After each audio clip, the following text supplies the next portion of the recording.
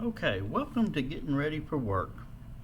This is part 9 in our Getting Ready to Work, brought to you by Resume Strategies, brought to you by Arkansas Rehabilitation Services, your Region 4 pre-ed counselor. We are preparing a job-ready, career-bound workforce to meet the needs of Arkansas employers. Our objectives today will be identify and locate components to include an effective resume.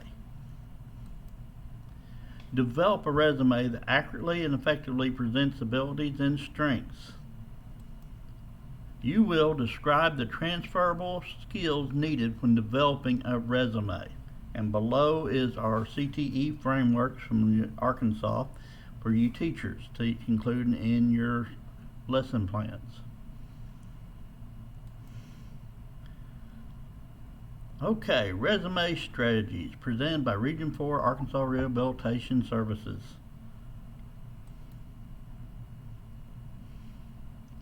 What is a resume?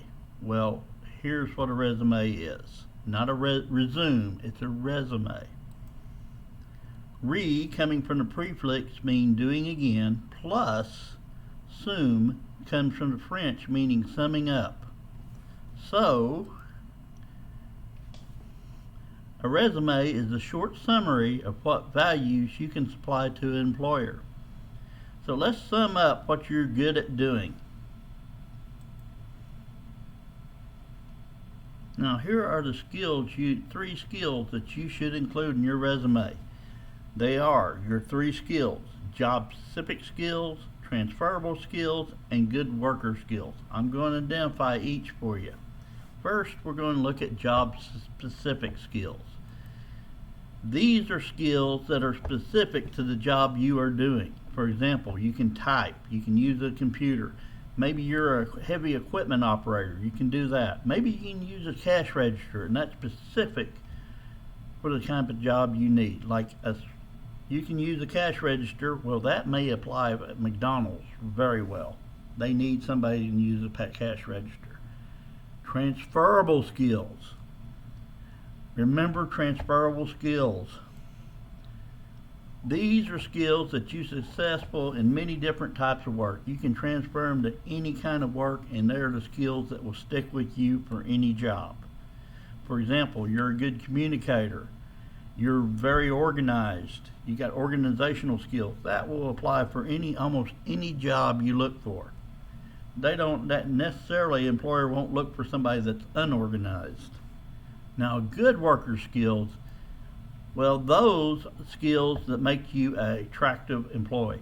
In other words, these are skills that you have personally that's just you, that an employer might look for. For example, you might have great soft skills. You might be honest.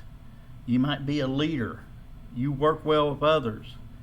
You arrive at work on time. Probably the most important thing an employer looks for.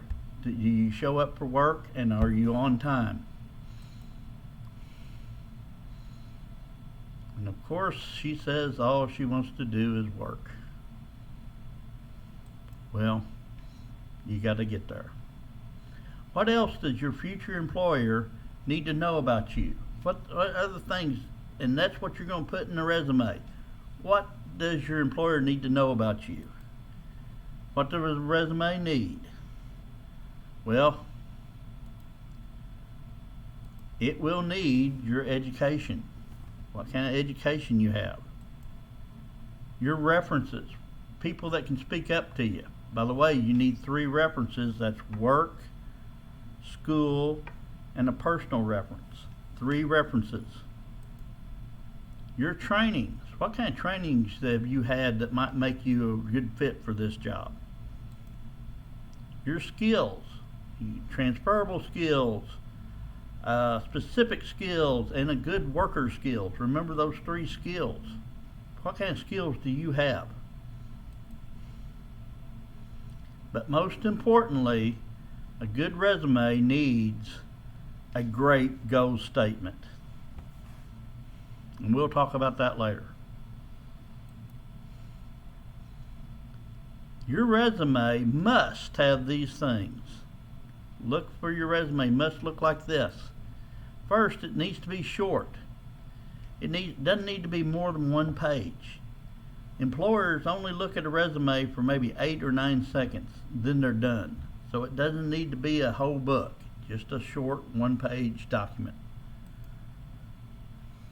It must have a quick go and correct goal statement. This states what you want to accomplish in your career. Again, we'll be talking about that very soon. You have to have a work history in each resume. Sometimes people don't have much of a work history. It's okay if it's short. Most of you are still in high school, and the employer realizes that you got to start from somewhere. You have to have 3 references. Like I said, you have to have a work reference, somebody you work for, a school reference, could be a principal or a teacher, and a personal reference, could be your preacher or a family friend, but somebody that can say, hey, this guy is up front. Include your education. State where you went to school and how long. Include awards and clubs that you may have participated in. One thing I want to add is if you got college hours, you don't have to put your high school that you went to. But if all you have is high school, you want to put your high school in there. Now, let's talk about goal statements. Okay, a goal statement. I'm going to read this. A resume goal statement is a short, targeted statement that clearly outlines your career direction while simultaneously positioning you as someone who fits what the employer is exactly looking for.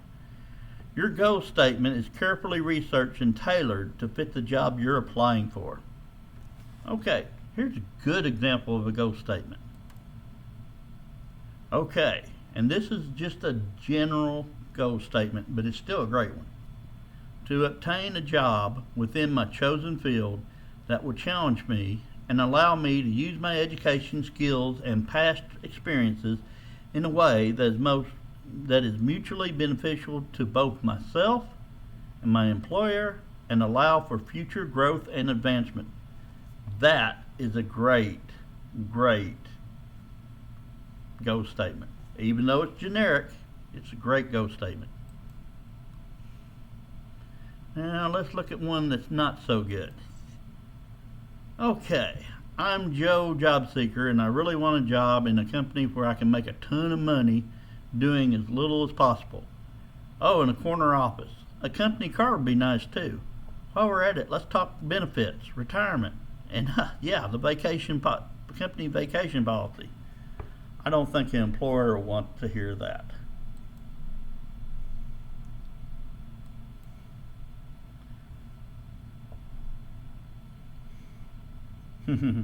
That's funny. Okay, let's look at a resume. Now you're going to complete a resume. I'm going to give you an example of a resume. This right here is a great example of a 1-page resume. It has everything on it. It has your work long. This guy has a lot of work experience. He even worked at American Eagle and Victoria's Secret. Wow. So, but he has volunteer experience. He has education. It doesn't have his references, but it has everything else. Now, there's 3 easy steps to do it. First, write your career goal statements. Right there on top that says objective. And it says design apparel to print for an innovative retail company. That's his objective. He wants to design clothes. Now, you can get out your pocket resume and just use this as a guide for how you want to write your resume. You might not have all this work experience, and that's fine. You might just have one place. Maybe you just have work-based learning, but that's fine. We know it's going to be short. And we do want it to be 1 page.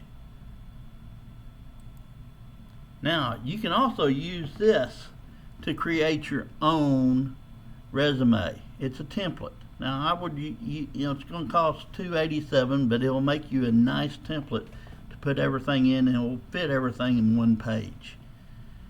But you can try this link. I would take a picture of it and move on. We can go on and we can stop this, and you guys can work on your resume. But this is what it needs to look like right here. If it's this long and this page, one page, you're doing pretty good. Now, what is a resume and what is not a resume? Okay, here's what a resume is. A resume is a brochure. It's a marketing tool to sell a product, for that specific job that you want. Now, what is a resume not? Resume is not an autobiography, a one-size-fits-all document. It doesn't need to be so long that we can't understand it. The purpose of the resume, remember, is to get an interview. What you are using the resume for is get that interview. And we have talked about interviews. Okay, these are hiring facts. This is what you're up against here. And you can look it up right here, workplaceforadults.com. Hiring facts. The job market right now is very competitive. The responsibility is placed upon the job candidates to prove that they are highly qualified. You are selling yourself. The company is not selling itself to you. Employers may prefer to hire people they know over strangers. Yeah, and that's common. You might be more qualified than the next person, but they know this guy and they'll hire him. You better be prepared for that and don't get hurt. Remember, by average, people that send out resumes and applications usually get turned down 23 out of 25 times. Nothing to be hurt about. But you want to become someone they know. Become somebody that they want to know. And how do you get your resume in a yes pile? Or something that a employer might want to look at. Now here's some places you may go. And I've seen a lot of them here. You got Glassdoor is a good example. You got ZipRecruiter. You've heard of ZipRecruiter. There's a lot of them that are very good that you can put your resume in and employers will look for you. But I would say the best one to go to, a very good job site, is Indeed. Post your resume in Indeed and see what happens. And Indeed is right there in the corner.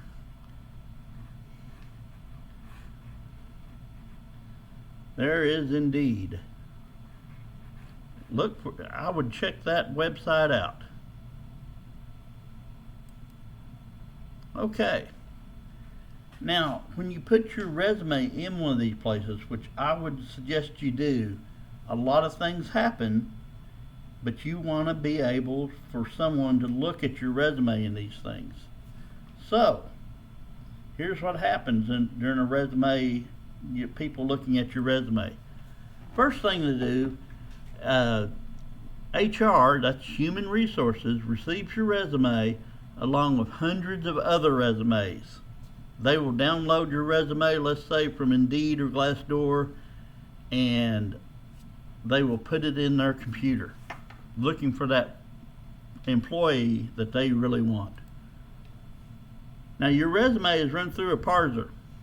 And I'm going to turn here and look at this. It says a parser is a computer program that removes styling and breaks down recognized things and characters for further analysis.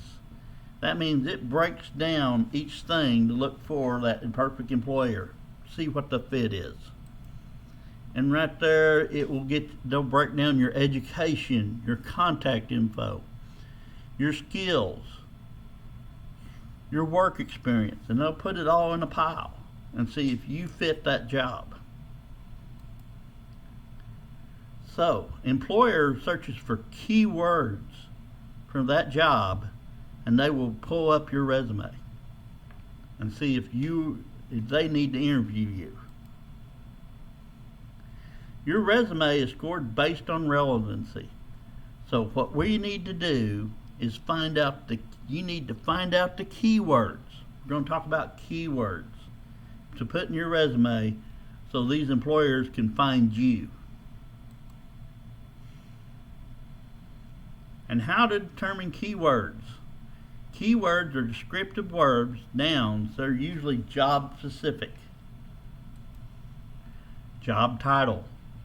If you use that job title in your resume for the job that you're looking for in Indeed or Glassdoor, some employer might look at your resume. Job specific skills.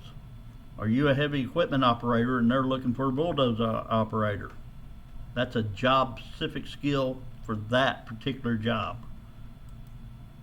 Credentials. Do you have the degrees, certifications, licenses? Let's say you have SafeServe license. Well, that might get you into a restaurant or a fast food company because you know how to safely handle foods. Industry acronyms, buzzwords. Keywords are often embedded in job posting. If you look at a job posting, they might have the keywords that you need to put into your resume. However, you can also view them by viewing sample resumes for a specific occupation. Okay, those are keywords. Look for keywords to fit the job you're looking for in your resume. Hiring is a process of elimination. You're going to use keywords to show you're a strong match for the position. We're going to look at KSA. K, knowledge. What kind of certs you have, certifications you have that make you knowledgeable for the job. What kind of trainings did you get to make you knowledgeable for the job? K stands for knowledge. Second thing are skills. You got job specific skills, transferable skills, and good worker skills. Those are the three skills we're looking for. Remember, transferable skills are skills that can be used at any job. Good worker skills can be used at any job, but it's a personal skill that you have that probably somebody has some that are similar to yours but not quite like yours. And then there's job specific skills. That means the job that matches, those skills match that job, particular job. You know, a heavy equipment operator wouldn't be qualified to work for McDonald's per se. But a heavy equipment operator could work for Caterpillar. It fits. And then abilities. What abilities do you have to do the job? Are you punctual? Are you there on time? Are you a hard worker? What kind of abilities do you have? Can you lift 50 pounds? Are you a strong old boy? Resume versions. We'll talk real shortly about this. You got certain versions of resume. You got the job board resume, which is the umbrella version. One size fits all. You're trying for a generic resume. Now you also want to make some targeted resumes that fit the actual job you're looking for.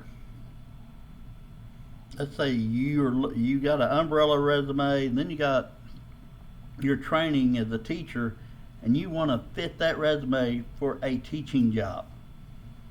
And then there's a transition resume. That means you're looking for a career change.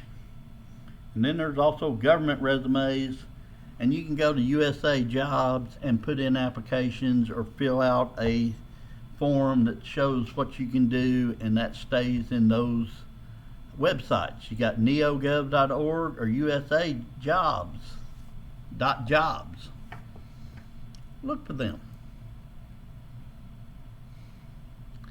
Chronological, functional, and combination. Those are the three main types of resumes. A chronological is a reverse chronological employment fact sheet.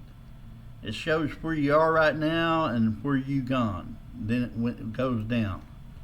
May be acceptable when you have a career history in the same area for many years.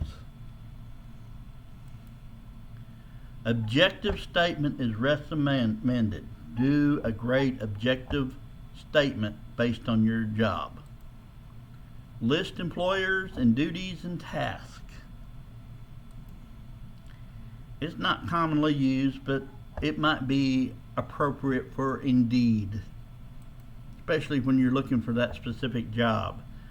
Combinational functional. Combinational presents a job target and qualifications first. This is my job that I'm looking for, and here are my qualifications. Captures employer's attention by immediately emphasizing match between skills, qualifications, and the position requirements. Experience, education, and any other sections provide evidence of the qualification and accomplishments. Very well received by employers. A functional is skill-based rather than employment-based resume, and this might be best for people that are just starting out. De-emphasizes employment history, which most of you as high school students don't have. And by just listing employers at the bottom can be used for career changers, students with limited work history, individuals re-entering the workforce, or a redundant work history. Must be extremely well done and convincing to be effective. Okay, that's all we're going to go there. Okay, contact information tips. Okay, your name must be 1 point font larger and bold than any other font in there. Your address. Your name should be bigger than anything else. 1 font larger and make it bold. Your address, don't forget to capitalize the city, abbreviate your state correctly. That's in Arkansas, it's AR. Your MI and add zip code. No, that's MI is Michigan, but we're working for the abbreviated state is AR. Zip code, you better know your zip code. Phone number, make sure to have a reliable and professional voicemail. Email address. Only use email addresses that are standard and professional. Don't use these wild or inappropriate emails that may have cuss words on it. Make sure you have a professional email address. You can go to Google and make another email address. If LinkedIn users, I would use that if you can. I would go to LinkedIn, and if your profile is complete, also include that address in your resume on top. That's an easy thing for employers to look at for a resume.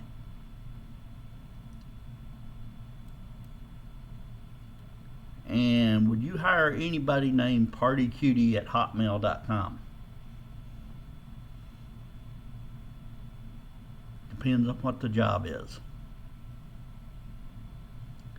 Sample job equivalents. I think we've all seen the Almond Joy commercial where you say, I'm a janitor, I'm a custodian, you're a ghost, I'm a spirit. There's better ways of explaining yourself or your job. A sales representative, a better name would be account manager. A bookkeeper, call yourself an accounting clerk. A janitor, custodian is better. Medical biller, well, medical records clerk. That's a better way of putting your job. Bank teller, customer service representative. A machine operator, a manufacturing associate. I like that. A secretary is often known as administrative assistant. That's a better way of putting secretary. Okay, objective statement. Do you need one? Do you actually need an objective statement on that resume? Well, I say you do. It provides the focus for the resume. It should be a concise statement describing the type of position you are seeking. Does not include a vague, self-serving, or fluffy adjective. You want the adjective of what you want to do in a job. Make it short, make it sweet, make it professional. But not this short, sweet, and professional.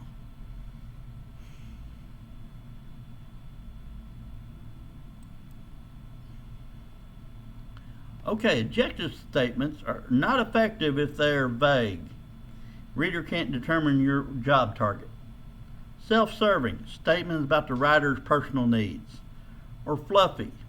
Now there's a time and place for a generic objective statement, and then you want a specific job statement if you're looking for that job. You don't need generic cliche language, unnecessary words or phrases, and or difficult to understand. Well, yes it can. Your brilliance can be captured in a one-page resume. Okay, good or bad? Okay, seeking a full-time position with benefits that will be challenging and provide me for opportunity for future advancement. That is generic, but that's pretty good. That's something I would look for. That's pretty good. Seeking a responsible and challenging position which will allow me to effectively utilize my skills and experience. That's pretty good too. Not bad. Generic, but it's not bad. Okay, this is job specific objective. Seeking full-time employment as an administrative assistant, not a secretary, administrative assistant, where my experience and skill in administrative office procedures, strong computer literacy, and excellent organizational skills can be utilized. That is a great objective statement for a particular job as administrative assistant. You might want to take a picture of all three of these. You might want to use them as an objective statement. Nothing wrong with using generic objective statement when you're just starting out, but when you're looking for that one job that you're going to do for the rest of your life, you want a good objective statement. Your qualification summary. Okay. Job-related skills or expertise. You want your experience in the field. Be cautious. Some of you don't have that many years in experience. You hadn't been here so many years, by the way. Specialized knowledge, skills, and abilities needed for that occupation. Your creds, your licenses, trainings, credentials that qualifies you for that job. Transferable skills. These are skills that can go at any job. Skills you have developed that you can use with an employer at any occupation. Soft skills such as written and oral communication, analytical problem solving, leadership skills, team skills, administrative skills, computer skills, bilingual skills, and sign language. These are skills, being bilingual can help you across many, many jobs. Get you qualified for many, many jobs.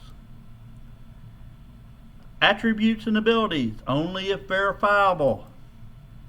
You have a reputation of, track record of, proven ability to, commended for, quote about you. Somebody said something nice about you, you might want to quote it and put it in your resume. Recognized for being, quote, put another quote in that somebody said about you, but recognized you for being this. Known for, you're known for what? Okay, this is an office professional summary.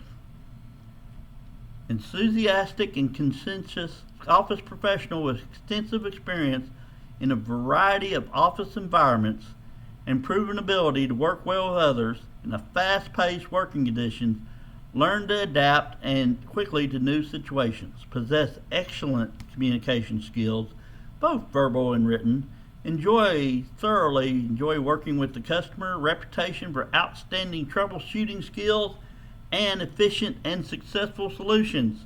Recognized for being highly motivated, dependable, goal-oriented, and flexible. Committed to a job well done and professional excellence. Wow. Wow.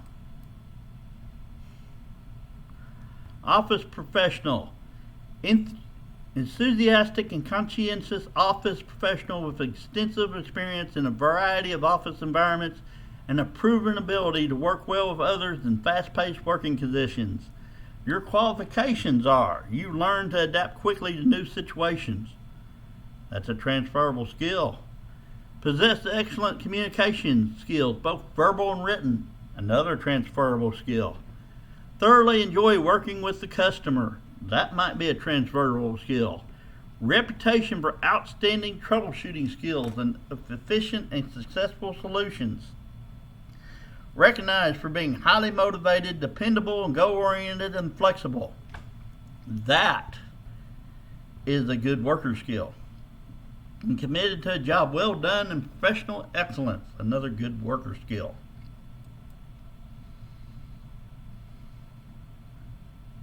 Your employment history. This is probably going to be one of the last things you put on your one-page resume. Okay, you got professional experience or work history. Some of you have no work history, but you want to put experience. Some of you have professional experience, and some of you don't have that, but you have that work history. List jobs in reverse chronological order. The job you do right now, and then the job after that, and the job after that, and then whatever you did in 6th grade, and on and on. Required, you need to put your employer name, the location, city and state, dates of employment, and your position held. Describe major responsibilities, duties, and accomplishments. Be specific. Can someone who never worked with you understand what you did and why it was important? That's your employment history.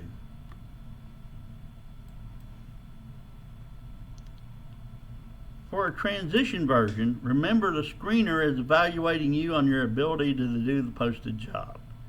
May want to remove job-related or industry-specific language if not relevant for this new position you're looking for. Focus on relevant, transferable skills and accomplishments instead. Minimize the amount of information you provide for jobs that don't match. Okay, now let's explain our experience. Describe each of your qualifications. Rank your statements to match your qualifications first. Begin your statements with a verb. Make sure it's a powerful verb. Include statements that describe accomplishments you are proud of. Quantify, whenever possible, the volume or quantity or how often you dealt with something of importance. And that's explaining your experience. You may not want to have room to put that on your resume, but you want to be able to explain it. I decided to add extensive experience with dealing with stupid people to my resume. That has got to be a marketable skill.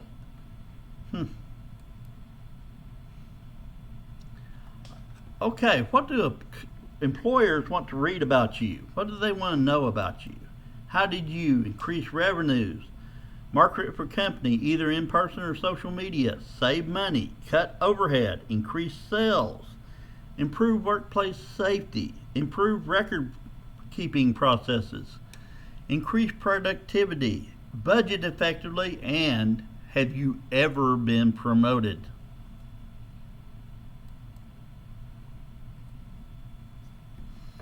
Education section. Education section is placed on after qualifications only if your education is current. It's within 1 year. If certification or licensure is required for the job, it deserves to be ranked higher on the resume. You may split up the certification or license section from the academic education section. Mention your relevant training or creds in your qualification list. Never include your high school graduation year, because employers may not want to hire somebody that hadn't graduated yet. But if you got an interview, who knows? Post-secondary education. We're dealing with pre-eds, and you probably don't have post-secondary education just yet, but you may. You do not need to list your high school education if you have post-secondary listed on your resume. If you have post-secondary, if you're going to Arkansas Tech, you don't have to mention that you have been going to high school at Mountainburg or wherever. List your college name, location, and degree earned. You don't have a degree yet? Include the degree and expected date that you're going to get that degree. It can be within 6 months. Okay, there's an example. Bachelor of Science. You're expected to get that in June 2020. Recent graduate, within 1 year. Now, you can use your grade point average for post-secondary if you have a grade point average over 3.4. Other than that, I would not want to list that. You may emphasize courses, internships, degrees, and certificates that best support your objective.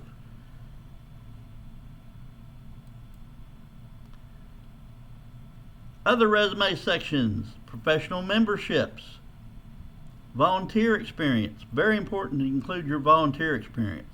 Military service. Very important if you have it. Professional trainings, other relevant skills, additional experience, use for dated work history. Not necessary to use personal information like hobbies, crafts, whatever you do. You don't need to put that in there. Don't put your hobbies in there. Tips for optimizing your resume for ATS processing. Be aware of using resume templates. But, however, if you're using a resume template, it's okay. Eliminate extra formatting: tables, graphics, images, headers, footers, fancy fonts, borders, or shading. Don't put a graphic in or tables in your resume. Standard bullet points only. Include occupation and industry relevant keywords. Okay, your top grammar offenders. Your resume has to read correctly. Capitalize random words while ignoring proper nouns. Make sure everything's capitalized or uncapitalized correctly. Using inconsistent verb tenses. Inconsistency with punctuation or in bullets. Everything has to be consistent in your resume. Overusing commas in a list of duties and or responsibilities. Overlooking misspellings, typos, and grammatical errors. Guys, I would have somebody look at your resume. Make sure they check it. Make sure everything is written correctly and properly. Take it to an English teacher to look over it. There can't be any mistakes on that resume. Sending your resume by email. Like we said before, use a professional email address, not partycutie.com at Hotmail. The email subject line should surely state the position you're applying for. You're applying for a production assistant, that should be on the header on that email. Copy and paste your cover letter into the body of the email. Saving a resume on your flash drive or in the cloud is employer name, job title, your name and date. Don't forget to attach your resume. Keep that resume in a zip drive. That may help you. Now, finally, you can request a resume review. We will look at it and help you. You can call us or email us. We have Gracie Gilbert at arkansas.gov, who's no longer with us, but you can ask for Dana.Byram at arkansas.gov at 479-755-3314. Kyle Kuiper, he covers Logan, Franklin, Scott, and Polk counties. His email address is kyle.kuiper at arkansas.gov. His phone number is 479-675-3835. And of course, here I am, Byron Laster, at byron.laster at arkansas.gov, and my phone number is 479-755-3311. Call me anytime or email me. Take a picture of this. These are people you might want to know or contact.